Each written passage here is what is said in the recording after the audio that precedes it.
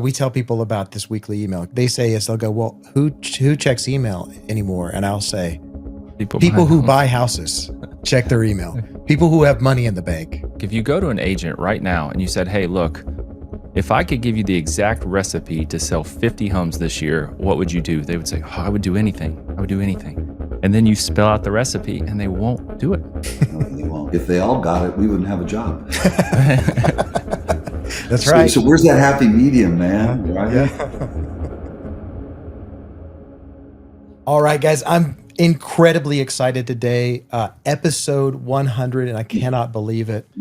And I want to tell you just a really quick story because this is a full circle moment for me. Obviously, you guys know Mr. Jon Cheplak is here today, and it's been a little over 2 years ago that I ended up sitting in first class next to him on a plane accidentally, and we spent 2.5 hours together. And he was so generous and gave me his time and conversation, and just said, he said, "Hey, man, I see what you're doing out there, but you need to start a podcast."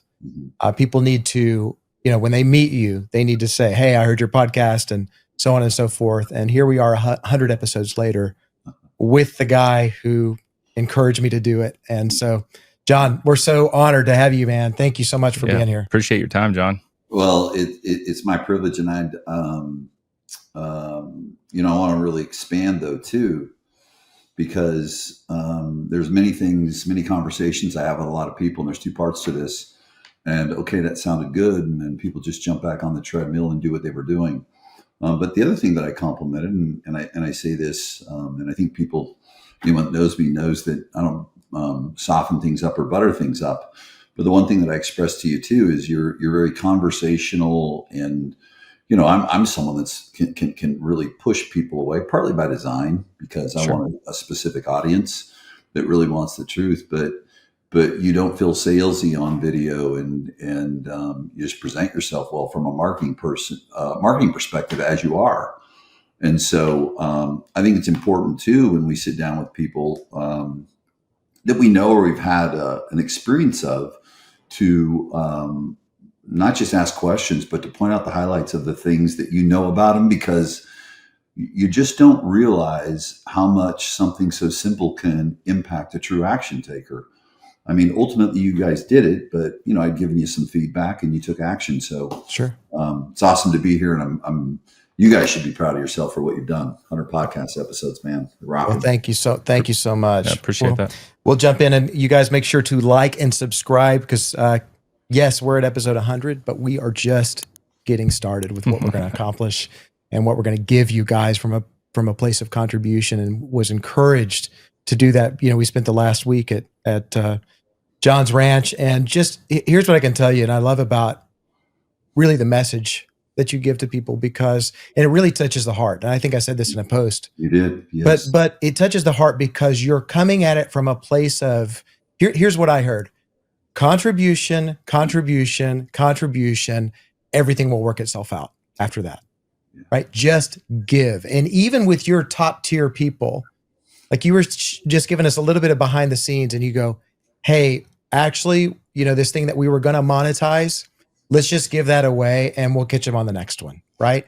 We did. That is a concept that's feels like it's completely lost in today's world. It was so encouraging to be in a room where people are like, just give it away. Yeah. And there was a key, and I think this was one of my bigger takeaways, is you are not paid for information, you're paid for insight. So can you expound on what got you there? Well, I think it was looking at, really, I stepped back and looked at it and said, we have all the answers. We have all the answers in information. Anyone can get information. I watched, and I remember discovering this years ago. I would do agent training, and it was like you said, a prayer after the training class. You prayed that someone would go out and take action. And we don't have an information problem. We've got an action issue. And so then once someone gets to the place of action, what do they need? They don't need more information. They need insights. And those insights are from a practical and applied experience of that specific situation that someone is in. or that next step that someone is going to take. And so, and the only place that those insights come from, just like with you guys, and it's why you're leaders and people put their trust of their businesses and their lives in you, is sure, everyone can argue about or promote or however you want to say it, the training that they're going to get, but it is that when they get into a situation, can you share with them, okay, great, here's your next step, here are the unintended consequences to consider, here's where I've seen people really, really struggle in that, but here's where I've seen people succeed. So here are the steps that you need to take based on a body of work that you've personally done as leaders yourself, that I've personally done being in the trenches, and then a bigger body of work now of the experiences that we have with people that we have led. So the information gives someone the confidence to move forward. Now they've got to make a choice, and motivation comes from within.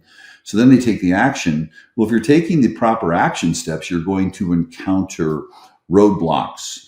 You're going to encounter choices you need to make. And so the only person that can really help you in that point is someone that's been there and is multiple steps ahead of you. And that's where insight comes in. Mm-hmm. Yeah. And I would say, man, it's so many times, in my life, you're absolutely right. You're going to go through difficult obstacles. It's really about your perspective, though, in the long game, right? Because some of the hardest things that I've gone through in my life, while I was sort of maybe sulking in that for an extended period of time, right? Eventually, if you're looking at it through the right perspective and you look at it through the story of your life, it's like this thing gave me something, right? It gave me something that I can turn around and encourage somebody else with. Right. And so I think that's what you're saying, right? Is that the experience of walking that path we talked about, walking through the valley of despair. Yeah. Right. Into realized optimism, right? It just being able to just speak a word of encouragement, right? To say, hey, I've been there before. I know exactly what you're going through. So those experiences gave me, there were takeaways from them, and I was able to turn around and give them to somebody else. I think, is that kind of, well, I think you're really expanding on it in a way in life and in business. And that's the piece, is that self-doubt, we all have it. I asked the whole room, do you wake up with self-doubt? And we're so taught to look forward, but really the power is in our past experiences. And so it's you've been there, and either you had the failure in it, and from the failure there's a lesson in everything. And then the person that was brave enough, for lack of better words, to step through the doorways of the unknown, to step through the doorways of fear, and then have the experience, well, that just stacks up the wins. I mean, I'll take it to just real quickly. And you guys know this, and is that I look at a life situation I'm in right now with my daughter's health. And, she even asks me, how do you do this? And I said, well, I draw upon past experiences that were really, really hard. And here's what I learned, a principle, is there's duality in everything. We focus so much in that pain of that spot. And so then a leader, like you guys are leaders that can come in and you build a bridge with your insights. There's insight with information of what to do, because I've been there. But then there's also the interpersonal part of it, where you can say, was there, it's normal, what you choose to do with it and how you choose to approach it in a lesson versus judging it. And so it's operating from curiosity. So I think the insights part of it has there's two parts to it. I think there is the interpersonal aspect of it, of seeing that all things have duality, and this is a lesson. And I've got many of these lessons that have put me here. So there's the interpersonal part of it. But I also then think the insights is in the intellectual, logical side of, okay, so here's the next best right thing you can do right. So I think there's two parts to that for sure. Yeah, no question. So one of the things that we've been talking about really, 2 years ago, it may have been a little over 2 years ago, I remember you said something to the effect of, Hey, there's a light at the end of the tunnel, and it's a freight train. Man, If you you don't get ready, remember it's that? about to hit I you. didn't bring that up at KFR. I remember And it. yes, Yeah, it was in 21 or 22. No, it was in 21. I think you said that. You said 21. there's a light at the end of the tunnel, And it's a train. and it's a train. It is about to hit some of you guys, and you're not ready for it, right? And here we are, right? That freight train has hit a lot of businesses, and here's one of the things that has continued to draw me to you is that we're seeing people that are coaching in your program. We're seeing people that are interacting with you. They're up year over year. They are winning consistently when the rest of the industry is going, oh, this is really bad and these interest rates are bad or whatever. Yeah. Tell me what, and here's what I want to be careful. I don't want to say that people are winners or losers, because there are some people here who are listening to this, they're in a tough spot. Yeah. But I want to separate what is the difference between someone who is winning and someone who is losing in this market. And for those people who are losing, what do they need to do to turn it around? Really good. And I want to go back to that. I love it because I've had to remind some people of that statement I made.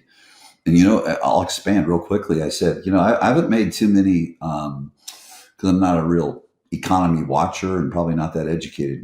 And I don't have a problem admitting that. I watch doing the next right thing every single day based on the circumstances that are surrounding me. I'll look at the data that I have, but I'm still going to do the right thing. But I had said to everyone this, I said, you need to pretend that John Cheplak's giving you a secret. And someone just gave him the info that the market's tanking 25% in the next 30 days. You need to go home and look at your daily activities. You need to look at your budget and behave that way. And Mark Gellman he brings it up because he took action on it. And because, remember what everyone else was saying? Inventory. There'll never be enough inventory. Remember that? I remember. And I don't want to disrespect anyone, but the gurus were saying, oh, we'll always have an inventory, there's an inventory issue. Anyways, here is, I think that we have I don't want to be controversial to it, but I think we evolved through it's been a bumpy ride for everyone for the, for the last 5 years. I think when things, you look through shutdowns and all the stuff that went down and how everyone handles it is their way they handled it. But I think what happened is there was this setup of something for nothing was part of it. But then you start looking at it and you say, well, that's an excuse, because before we came on live, you and I talked about how we were raised. I think the pride of ownership of hard work has moved to the pride of ownership of shortcuts. Yeah. And buying our way out. I think that all the great books that are out there that talk about scaling have moved people to this position of, I'm going to build a business so I can work less. And so there has been so much information that's been put out there. The messaging has been shortcuts. The messaging has been almost judging hard work, the hustle culture.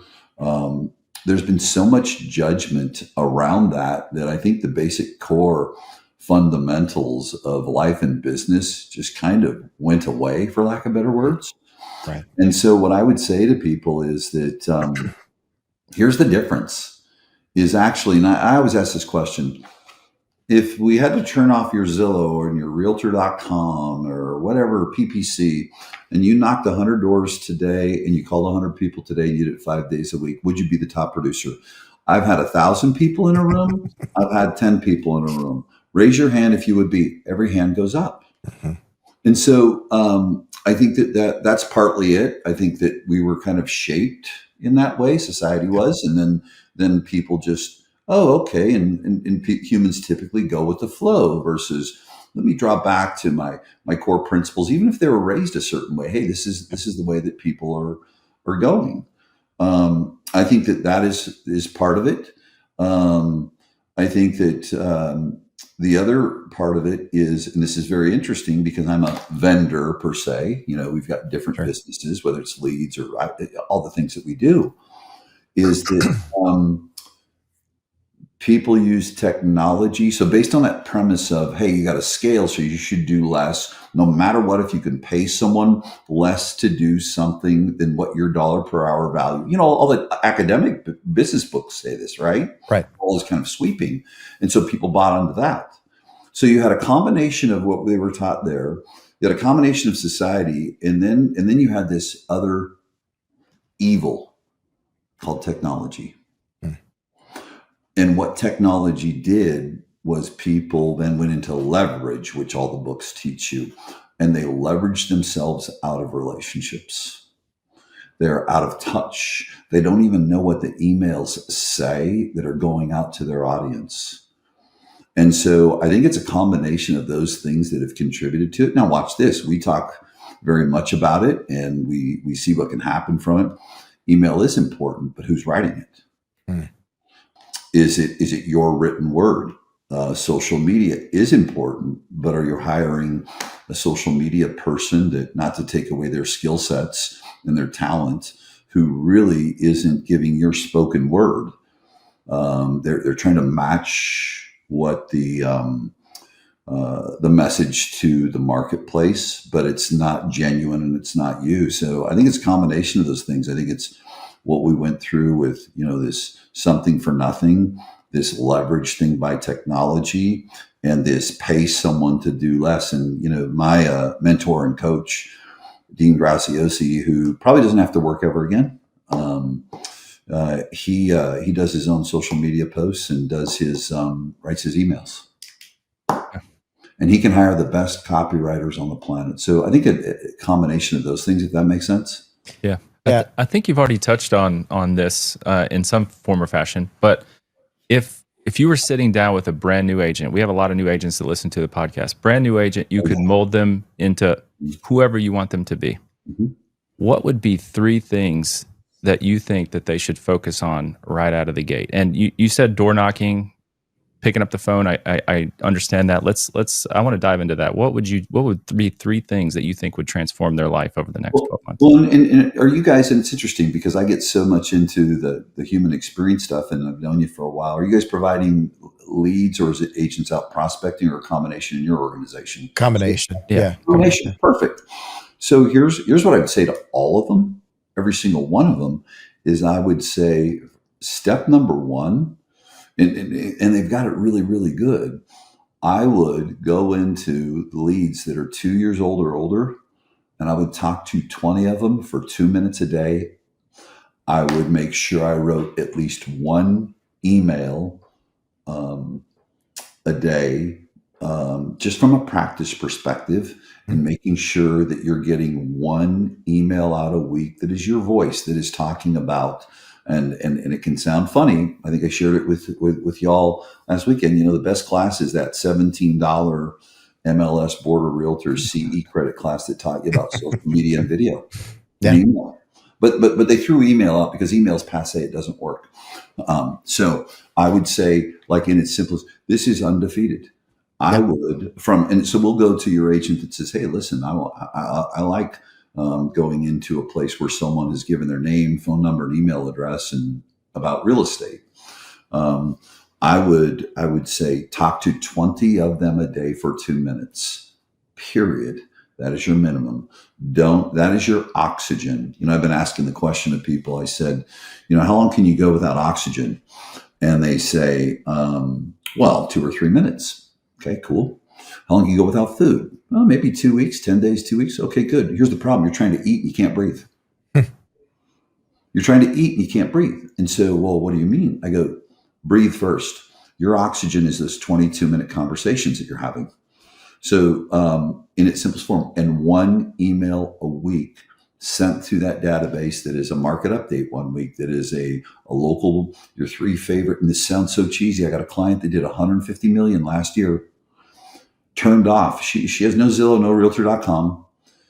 We tried to turn on PPC for her, and in a week she said, "Turn it off. I'm too busy." and they can go to her page, and she does a market update once a month. It's emailed. She does a community events email. She does a local business my 3 favorite Italian restaurants, my 3 favorite Mexican restaurants next month, my 3 favorite Greek restaurants. I mean, yeah, it's so simple. People are shooting past a target, and not talk to them like a lead, talk to them like a fellow community member. Yeah. Meet them where they're at in their lives. And so 22-minute conversations, get that email out once a week, and then post 3 times a day on Facebook, once on Instagram. Your 3 times a day or something personal. If you go to the gym, great. Something inspirational. If it's a motivational quote, great. And something business. Yeah. That's it. That person will sell 50 to 60 homes a year. Period. Guaranteed. And so that's what I'd say to the agent that's going to go on leads. Now, the agent that says, hey, I'm not going to work leads, I'm going to go out and prospect. Great. Go have 22-minute real estate related conversations. And that can be at a doorstep. That can be on a cold call.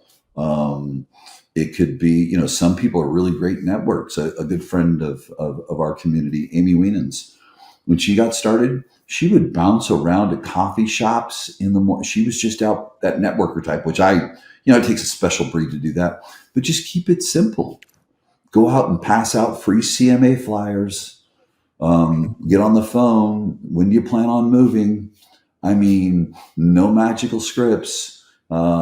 Yes, it would still work. And so just keeping it really simple, but then also leverage yourself by, if you want to just be a prospector. We know that 95% of agents are going to lean over to, okay, I'm going to call the database, right? Sure.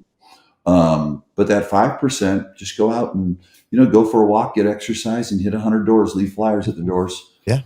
Call 100 people, send an email out, gather emails, and post on social. And they will make more money than 98% of the real estate agents in the business. That's what I'd say to them. And it's just, and here's the challenging part. Just, I love it. You're shaking your head going, I know, you're right. But you know what they'll do? You know what they'll say? First thing they'll say is unconsciously, that's too easy. I need to complicate it. I got a better way. Yep. And then consciously they choose, oh boy, I don't know that I want to do that. That's hard. Well, everything good came because of something hard. Yeah. Just do something amazing. Go knock 100 doors. Go call for sell by honors. What's funny is, we tell people about this weekly email because it almost exactly what we teach our agents.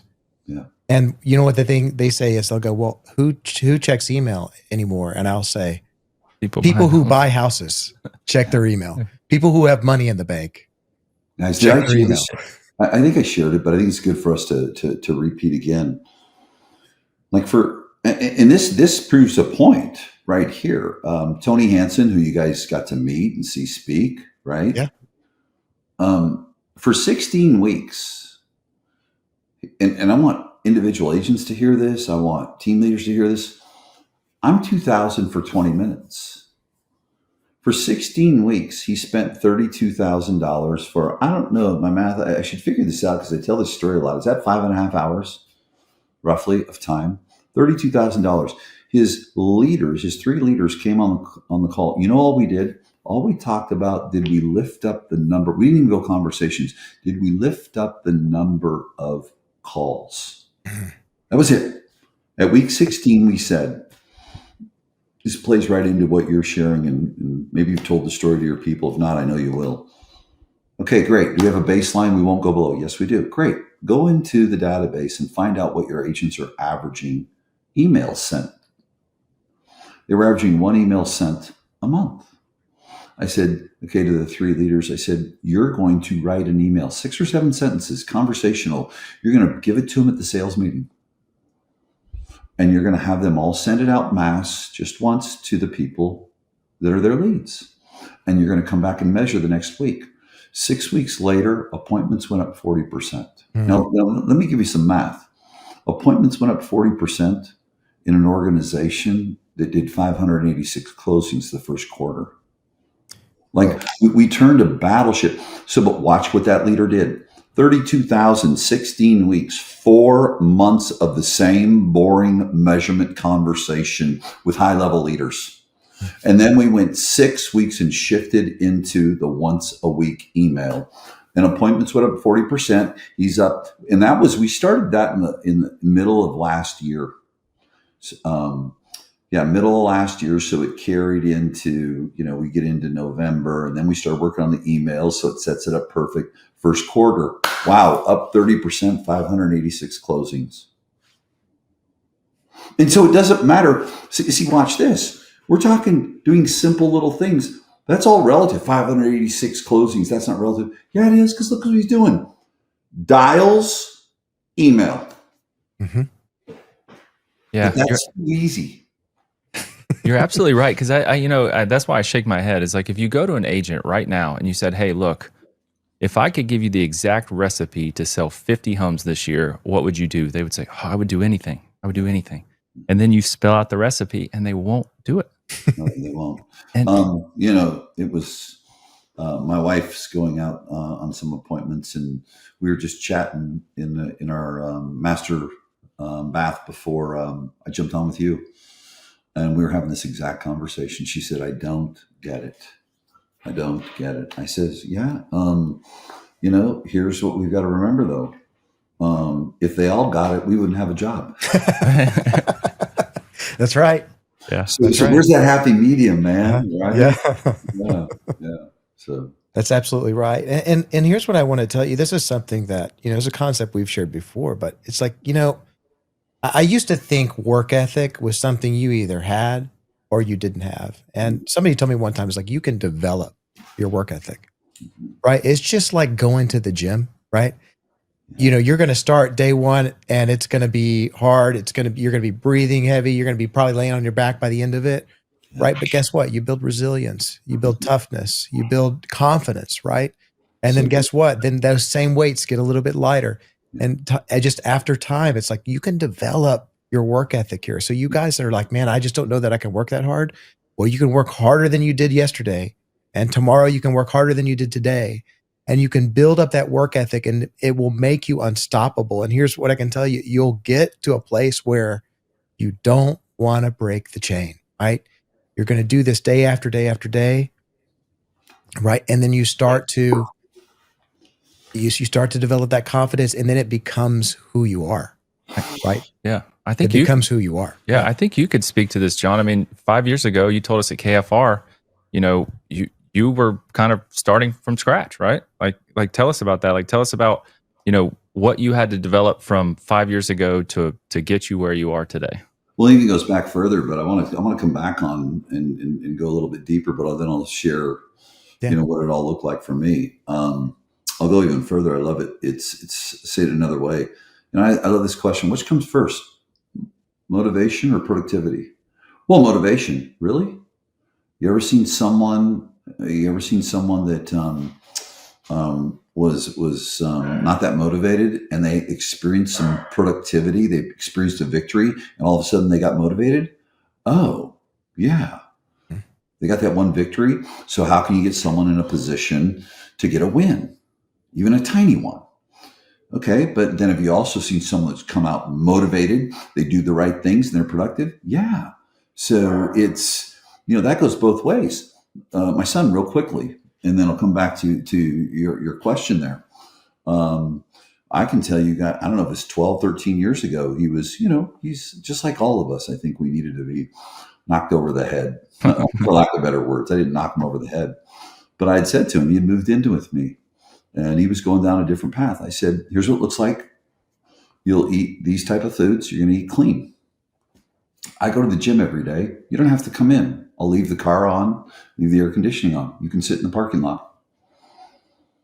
And so the first time, I think he sat in the parking lot. The second time he walked in the gym, my son ended up going on stage, taking second place in men's physique, which is not the flexing bodybuilding. Yeah. It's, board shorts, and you just more of a Abercrombie look, and then built a 7-figure income business. And so, it's motivation or productivity. I mean, which comes first? For me, it was, I would say this, it probably even goes back, I'd say 2017. So we're talking 8 years ago. And I would say really in the last 5 years, got legs, but I was doing coaching long before that. I can remember when I first started, I'll take back the early days. The early days, I was doing free seminars, how to recruit agents. It's always been my thing. I did it well as an operator. And I would do a free 2-hour seminar. Chicago, I can still picture the room. There were 25 chairs in a little banquet room, and there was one person. I think even as close as, and then Atlanta had 3, and Fort Lauderdale had 7 people. And then I had a guy pay me a big fee and promote me to do a thing in San Jose, a 3-hour thing, and had this big, beautiful buffet. And Jeremy Larson walked in the room. He can tell the story. There were 6 people in a room. People just weren't showing up at the level that I wanted them to and needed them to have a profitable business. And what I did, though, was I just kept going. I can remember, too, my first Tahoe event, I think I bribed people to come to. We had to downscale to a room that held 17 people. I've posted the picture before. I'm sure you guys have seen it. Yes. And I walked out of there and I told Tim, my number one guy for 14 years, I'm no good at this. I quit. I'm just going to go do software or something. But for some reason, but then what happened? It's interesting. And so the thing is, I want to point out to people is just keep going, get clear on where you're going, what you want to do. You're going to doubt yourself, but just keep going. And I think what I would say to people, if you're struggling right now, or if you're coming into this new, either or, it's the same feeling. It's a little bit tougher on someone struggling that's had some success. Mm-hmm. So then you take it back down. You start, what's survival mode? What's survival mode? You do a P&L and a budget of lifestyle, and you start looking at, ready, you guys? I took my TV off the wall, put it in the garage for 8 years. I did not eat out for 7 years. I did not go to, the only outing I did was the gym, and I went to movies by myself. I would sit in the movie theater. And so but I had a crystal clear vision of where I was going to go. But here's what happened is like in that valley of despair, as I painted that out, there's this one thing that goes across the bottom of it. It's called time. And people quit too early. They just quit too early. Because when I left Tahoe 2 weeks later, and I remember driving on the I-5 in Federal Way between Gig Harbor, Washington and Seattle, Washington, vividly. And a gentleman who owned the number 1 Century 21 in the world, still does. He's either number 1 or number 2. That was great. Let's do it again. Will you do it in my training room in my office? What? I was just going to quit. And then we had 30 people show up there. Oh my God. And so let's do it again. 40 people showed up. And then I went, because I think people need to hear these things. Yeah. The journey. And then I said, hey, let's go do hotels. Okay. And so I decided I would go down into a marketplace where one of my top one-on-one coaching clients was. And I think I had 14 clients at the time, maybe 12. Maybe it was single digits. I don't know. But he was doing well. And I thought, hey, we'll do this event. And ironically, it was in Baton Rouge. And we'll do it in his backyard. And he can tell his story. 13 people showed up. Like, I'm going nowhere. And I think the key piece is they just kept going and going and going and going. I mean, I know there's huge events that take place in our industry and, 1,000, 2,000, 3,000. I mean, I got up to, I think my biggest event's been 350, and it blows my mind. It still blows. I think, so in it is don't quit. Yeah. But number 2, don't get amnesia. And number 3, compare yourself to others for inspiration, not from judgment. We're told not to compare ourselves to others. And a lot of that has to do with a lot of people haven't acquired the emotional maturity to be able to compare against someone else and see it as that creates possibility thinking for me, instead of, because I always say to people, don't compare yourself. It's a thief of joy. Okay, well, where's the gift of possibility? Yeah, that's right. Yeah, that's great. Right? That's exactly and right. So what happened, though, this is interesting, because it just takes 1 or 2 or three. And it was the same in my sales business too, as a real estate agent. Door knocking, cold calling, expired, struggling. I hawked my golf clubs. I hawked a watch to stay in the business 37 years ago. If I had not gone to the pawn store, I would have been back in the concrete warehouse or the seafood warehouse. But I found one client that was a FISBO, believed in me, and started referring me. Well, that one gentleman got me going. And then another guy who I was working with, he was kind of a retired agent, but had been known by a legend. He referred me to a top agent. Actually, this goes back to 10 years, Justin Haver, who's been with me for 10 years, who's accomplished number one in the world at EXP, number one in Canada for Remax when he was there, and I think number two in the world. Started working with him, and guess what he did? He told other people. So I think a couple things I've learned is be clear on where you're going. Don't abandon it. Be clear. But also though too, I think people's personal financial expectations and lifestyle get in the way. Stay in survival mode. Because when I was doing that, I was in a 2-bedroom, 900 square foot condo, and as I started getting successful, I didn't start outliving my earning. Mm-hmm. And I think that's a reality that's not spoken about a lot right now. So what's survival mode right now for your business and for your personal life? Some of you may have to backtrack and sell some things and let your ego go. It's okay. Okay. And then some of you may be coming up in the business right now and it's tough. You're a newer agent, or maybe you're 6 months in, or what have you. Okay, great. What is my vision of this opportunity so big, and is it clear, and do I believe in it, that I'm willing to go to survival mode? And so I think there's personal budgeting that goes along with it too. Survival mode, what will I say no to so I can say yes to this, and then put in the time? Or what you'll do is there's that sacrifice of time that gives rewards that are beyond our wildest dreams. I mean, like my farm, I never thought I'd even own a house like that. And that's what I drive to for 50 minutes from my home here. Mm-hmm. I mean, it's I still have the bicycle that I owned when that was all I owned. But I just stuck with it. So I don't know if that's clear, kind of. Yeah, absolutely. But that's what I think it takes. And that's been my journey. And now it's nice to see people that are in the struggle. I don't want to see people in the struggle, but I can give them the simplest of advice. And the first thing is, let's look at what your personal spending and habits look like and what you've done there. Because really, if you look at it, this is a whole other piece. They're called possessions because they possess you. And so be careful, folks. Be careful. Yeah, I had a very wise mentor tell me, he said, it's not wrong to own nice things. It's wrong for those things to own you.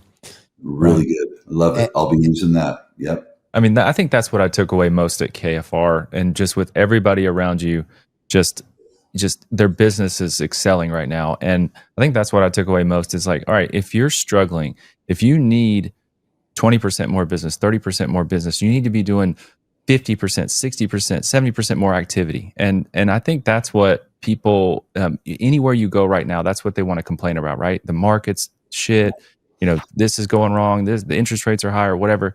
Just buckle down and lose your pride and get going. And I heard Nashville ain't easy right now. No, it's not. It's a tourist town, but hey, look, people are still winning here too. Of course.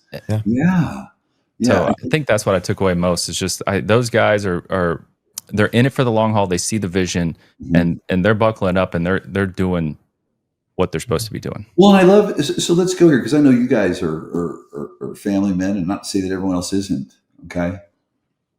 And so this comes back to where I talked about I had to look at survival mode so I don't have the pressure of thinking I need these things. And that's life does that. Oh, the neighbor just got that. I need that. I mean, really, if you get underneath this, a lot of people, they look at, what did I get caught up in? Right. And so it comes back to this survival mode. What does survival look like? And then sitting down with your family too, real quickly. And I believe in season, reason, lifetime. We're going to go through seasons.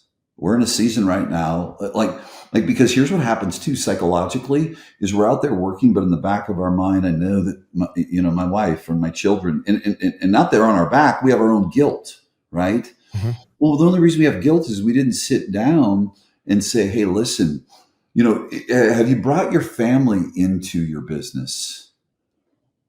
Well, you should separate it. No, I shouldn't, because it impacts them. Yeah. Hey, we're going to go through a season that's going to require a lot of me. Which way? It's like people that are growing a team. Hey, I want to grow this team. We got two choices. Number one, I'm going to come out of sales. So the money that we'll be making, the money that we'll be putting away is going to be less. Or what I could do, I could double time it. Okay. Mhm. You're not going to see me for 6 months. Mhm. I'm going to keep my sales where they need to be, but I'm going to also take on a full-time job as a sales manager and a recruiter. Which do you want? I mean, because everything going on privately is showing up publicly. If you sit down, I guarantee you sit down with your agents. You've got you guys have had this conversation. My wife or my husband hates this job I go to where I go to work and I don't get paid. And they didn't sit down and have the conversation of this. We're in a season. There's a reason for it. It's going to impact us for a lifetime. It's not going to be forever. So I think that's just so vital for people when they look at it. But I think the thing too. So now we start looking at, and again, I've heard the feedback from your marketplace, but you guys have got the right mindset. Perfect. All right, there's less. Great.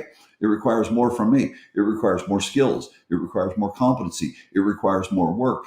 And I love what you're saying though, because we're starting to see this now already. Is the people that will put the work in right now to get maybe the same return they were getting for half the work. On the other side of it, their business is going to blow up because what's going to happen is it's a sowing season, okay? Big time sowing season. Most don't want to live through the sowing season. And so many are going to fall off. And so we know that a lot of agents won't show up for training. We know they won't go all in on sales meetings where they can get that one piece of insight or that one piece of encouragement. And so if people can just really capture that and grasp that in this season, or they've just got to accept that this isn't for them. But the opportunity today is better than it was in 2020. Because in 2020 and 2021, you know what you had? Your peers were not your competitors. The 40% that didn't really belong in a normal marketplace were the competitors. They were picking off the aunts, the uncles, the brothers, the sisters, the coworkers, the go fast type thing. Well, now that's gone. Right. That's gone. So it's like, okay, for those that step up, it's opportunity time. Yeah. Well, speaking of comparison, one of the biggest gifts that comparison has given me is the idea that basically anybody that I respect, that I truly respect, that is a winner, that is a leader, has been through it, right? They've been through it. And the people who haven't and have a ton of money or whatever, they're insufferable. I want someone who's been in the trenches, who's come out of the trenches. And so for you guys that are listening, guess what? This is your opportunity to be that person for someone else. Really good. Right? Dig deep. Right? Do something amazing. Do something incredible. Right? This is the time. You're going to say something. I tell people either do one of two things. Either interview yourself if you're sitting in a spot, and at any time, if you're trying to go to the next level, because every level has its devils. Okay, so that's the way it goes. Or if you're interviewing agents to join your team or your brokerage. What is the most challenging thing you've gone through in your personal life that you're most proud of that you overcame? Number one. And then draw upon that throughout your career, because everything else will pale in comparison to that thing you went through, because we all have, period.